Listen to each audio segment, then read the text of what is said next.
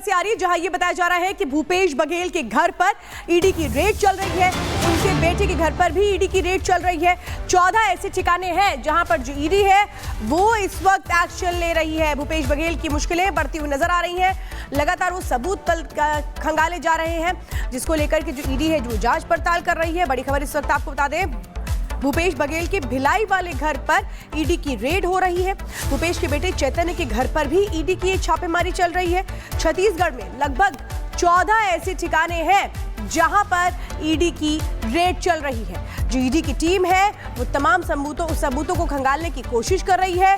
भूपेश बघेल के घर पर ईडी की रेड है, उनके बेटे चैतन्य बघेल के ठिकानों पर ईडी की रेड है और एक दो नहीं बल्कि ऐसे 14 ठिकाने हैं जहां पर ईडी की रेड है। तो छत्तीसगढ़ के पूर्व मुख्यमंत्री हैं भूपेश बघेल, कई ठिकानों पर रेड की गई है, छापेमारी जारी है। छत्तीसगढ़ में ये एक्शन लिया जा रहा है। छत्तीसगढ़ में 14 ठिकाने ऐसे हैं जहां ईडी की रेड हुई है। आबकारी घोटाला केस में ये छापेमारी जारी है। इस पूरे मामले में 14 ठिकानों पर छापेमारी की गई। भूपेश बघेल के बेटे चैतन्य पर भी छापा उनके कई ठिकानों पर मारा गया है, उनसे भी पूछताछ हो रही है। भूपेश बघेल के बेटे और उनके 14 ठिकानों पर लगातार जांच की जा रही है। ईडी की टीम भूपेश बघेल के घर पर भी पहुंची, जहां वो रहते हैं उनके घर, उनके निवास में पहुंचकर छानबीन की गई। पूर्व सीएम भूपेश बघेल अपने घर में मौजूद थे। ट्वीट कर उन्होंने इस बात की जानकारी भी साझा की। पूर्व सीएम भूपेश बघेल अपने घर में ही थे उस दौरान जब ये छापेमारी की गई। चलिए बढ़ते आगे, बात करते हैं बिहार में बागेश्वर की ललकार की। वो लगातार कथा वहां पर कर रहे हैं, लेकिन बाबा के हिंदू एकता के मिशन से बिहार की सियासत किस तरह से गरमाई है ये आपको दिखाते हैं।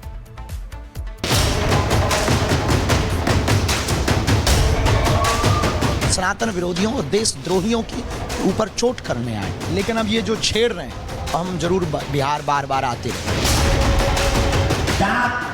की दीवार को मिटाकर भेदभाव की दीवार को मिटा दो। बिहार में बाबा बागेश्वर हैं, हिंदू एकता का पाठ पढ़ा रहे हैं, लेकिन विरोधी खेमे में हलचल है। बिहार में बाबा बागेश्वर की एंट्री ने सियासी तूफान ला दिया है। आरजेडी बाबा बागेश्वर के बिहार दौरे का जमकर विरोध कर रही है। बाबा बागेश्वर ने हिंदुओं को एकजुट करने का आह्वान किया, जिसे आरजेडी चुनावी राजनीति करार दे रही है। क्या बागेश्वर के दौरे से आरजेडी को जाति के नाम पर बंटने वाले वोट जाने का डर है? क्या बिहार से हिंदू एकता की हुंकार विपक्ष को परेशान कर रही है? उल्लुओं को दिन से दिक्कत होती है, रावण को राम से दिक्कत होती है। इसी प्रकार वर्तमान में कुछ लोग ऐसे हैं जिन्हें राम कथा से दिक्कत है। पर हम जैसे को तैसा जवाब देंगे, न झुकेंगे, न रुकेंगे, ना मुड़ेंगे।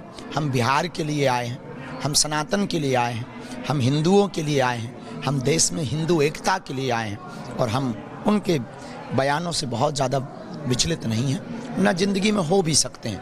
अगर वो ज़्यादा करेंगे तो हम उनके ही घर के बाहर तंबू लगाएंगे। पंडित धीरेन्द्र शास्त्री के बिहार दौरे और हिंदू एकता की हुंकार सुन तेजस्वी बेचैन है, इसलिए तो आरक्षण की मांग करने लगे। तेजस्वी चाहते हैं कि आरक्षण की आड़ में हिंदुओं को जाति के नाम पर बटा रहने दिया जाए, लेकिन बागेश्वर बाबा जानते हैं हिंदुओं की एकता की ताकत। आज भी बिहार सरकार के वकील वगैरह कोर्टों में लड़ाई नहीं लड़ रहे हैं, बल्कि चाहते हैं कि आरक्षण खत्म हो जाए। इसी को देखते हुए आज राष्ट्रीय जनता दल की सुप्रीम कोर्ट ने अपना वकील खड़ा किए हुए हैं। वहाँ हम लोग चाहे सदन हो, सड़क हो या न्यायालय हो, हम लोग हर जगह इस लड़ाई को लड़ रहे हैं। ये बिहार सरकार डबल इंजन की आरक्षण चोर 18,222 नौकरियां लोगों ने खाने का काम किया, चोरी करने का काम। जो सनातन विरोधी हैं उन पर चोट किया। हम वोट के लिए थोड़ी आए, हम विरोधियों, सनातन विरोधियों और देशद्रोहियों के ऊपर चोट करने आए। हम तो पूरे देश में कोने कोने जा रहे हैं, लेकिन अब ये जो छेड़ रहे हैं हम जरूर बिहार बार बार आते रहेंगे। बिहार की सियासत में जहां बाबा बागेश्वर ने तूफान खड़ा कर दिया है, तो वहीं तेजस्वी के आरक्षण राग पर बीजेपी हमलावर है। ये आरक्षण तो अपने परिवार को दे रहे हैं। आपने सुना डोमिसाइल की बात करते हैं, अपने साले को बाहर से ला करके राज्यसभा भेजते हैं।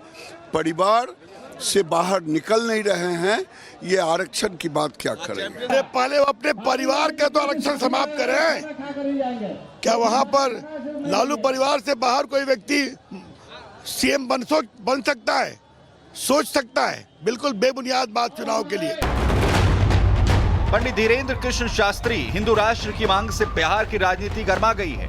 आरजेडी शास्त्री पर वोट बैंक की राजनीति का आरोप लगा रही है। दूसरी तरफ बीजेपी है जो आरजेडी पर तुष्टीकरण का आरोप लगा रही है। देखना होगा कि इस मुद्दे पर आगे आखिर क्या होता है। क्या ये विवाद चुनाव तक छाया रहेगा, ये समय ही बताएगा। लेकिन इतना तो तय है कि घटना ने राजनीतिक माहौल को गर्मा दिया है।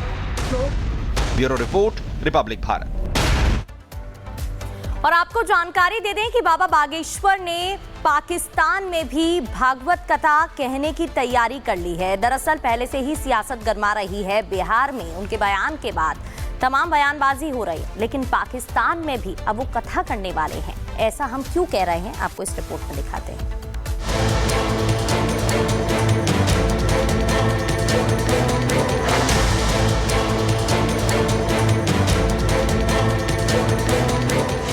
पाकिस्तान के कट्टरपंथियों को होली के रंग से दिक्कत है। भारत में जहां सभी धर्मों को खुले तौर पर अपने त्योहारों को मनाने की इजाजत है, तो वहीं पाकिस्तानी हिंदू त्योहारों के खिलाफ जहर उगलते दिखाई देते हैं। मगर अब इन कट्टरपंथियों को जवाब देने के लिए बागेश्वर धाम के धीरेन्द्र शास्त्री ने हुंकार भर दी है।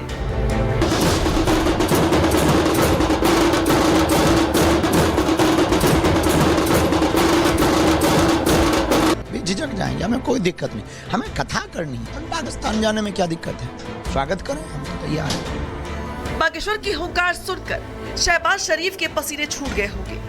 पाकिस्तानी कट्टरपंथी होली के रंग से इतना डर गए हैं कि खुलेआम धमकी पर उतारू हो गए हैं। होली के पावन त्योहार पर पाकिस्तानी जहर उगल रही है। इंडिया के जो लोग हैं उनको वैसे ही मुसलमानों से एक चीर है, नफरत है, जो भी कहेंगे उनको मुसलमान अच्छे नहीं लगते। हमें होली नहीं पसंद, हमने उधर से सेफ रहना। और मतलब उनकी जो लाइफ है इंडिया में वो मुश्किल है मुसलमानों की। मुसलमानों का भी राइट है, वो जैसे मर्जी रहे, वहाँ पे जैसे मर्जी बाहर निकले। ज़रूरी तो नहीं है कि उन्हें बंद कर दिया जाए। वाकई वहाँ पे ना मुसलमानों को कोई ना कोई डर, और वैसे थोड़ा बहुत डर के रहना पड़ता है। मुसलमानों को अगर उन लोगों ने गुस्ल करके नमाज अदा करने गए हैं, तो होली के नगरों में कुछ ऐसी चीज़ें भी मौजूद है जिससे आपका गुस्ल टूट सकता है। क्या चीज़ें मौजूद है? फॉर एग्जांपल उसके कलर में जैसे आई थिंक सो जैसे हराम चीज़, जैसे कोई पिग की ऐसी कोई चीज़ मौजूद होती है। वही पाकिस्तानी झूठा प्रोपेगेंडा फैला रही है, जिनके यहाँ अल्पसंख्यक हिंदुओं पर अत्याचार होता है। हिंदुओं का जबरन